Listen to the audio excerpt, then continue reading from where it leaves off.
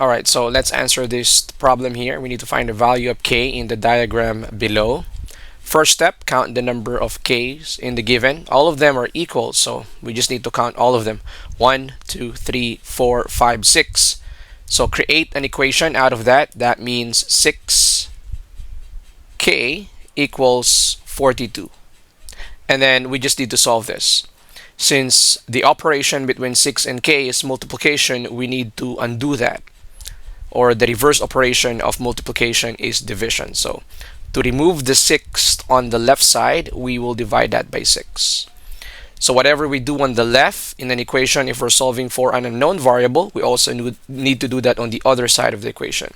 So we divided 6 on the left, we need to divide 6 also on the right side. So k here is equal to 7 because 42 divided by 6 is equal to 7.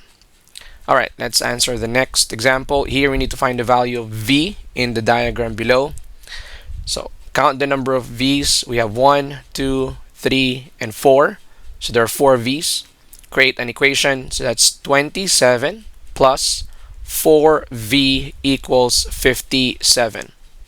And then we just need to solve for v, meaning we need to isolate that on the left side because it's already on the left. We need to remove 27 and then 4.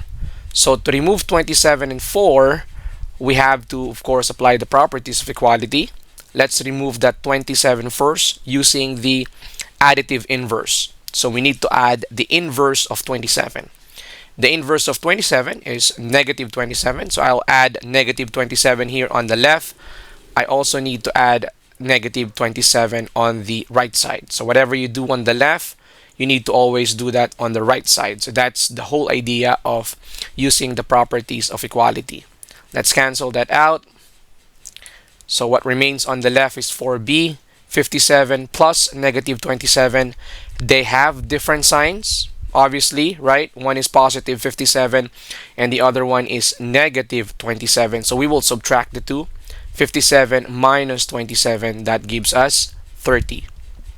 And then we need to remove 4. That's the coefficient of v, and that's the last number that we will remove. So we will divide 4 on the left. We also need to divide 4 on the right side. Again, division property of equality here. So that will be canceled out. V equals 30 over 4. Now, the general rule in math, if it's a fraction, you have to make sure it's in simplified form.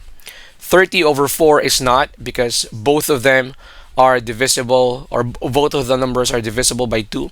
So we can divide 30 by 2 and then also divide that 4 by 2. And that's going to give us 15 over 2. And that's going to be our final answer. Of course, some teachers will tell you to convert that into decimal or maybe mixed number, but 15 over 2 is acceptable. Let's go to the last example. Here we need to find the value of m in the diagram below. So there's only one m here, so that means this will just be 14 plus m equals 20.8. So the inverse of positive 14, because that's the thing that we only need to remove on the left side.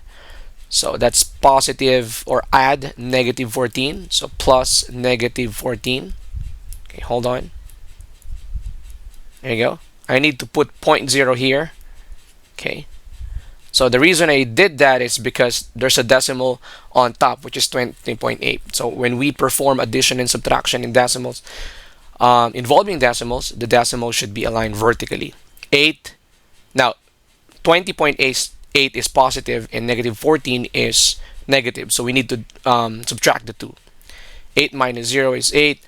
This is 20 minus 14 is equal to 6. So 6.8 is our answer here.